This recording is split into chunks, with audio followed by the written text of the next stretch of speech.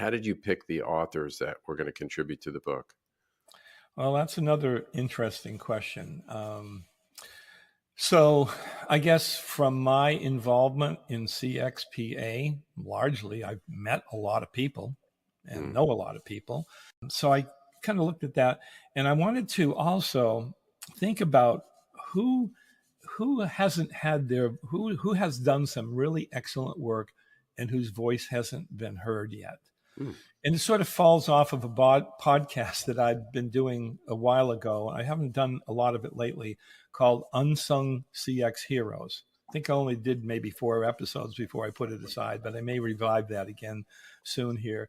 And it was my attempt to get exposure to those who had done some pretty interesting things, but they weren't the household names in and around CX. And there's a lot of famous people in and around CX. Here's a quote. I'm going to use a quote because I always get insights from books about musicians. So I was reading one recently, and this is a musician who was in a band who had a famous leader, not quite Robert Plant, but a famous leader in the band who was the bass player in the band. And this is a quote from him. You don't have to be a competent and excellent musician and have to be famous at the same time.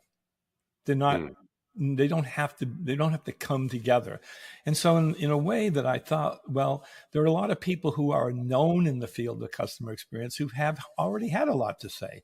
They've written books, they're keynote speakers, they have their own podcasts, webcasts, et cetera, but let me look around and see who has competency and skills and really deep knowledge in this area, but hasn't become a household name yet. Let's put it that way. Yet. Hopefully they will be because of this book.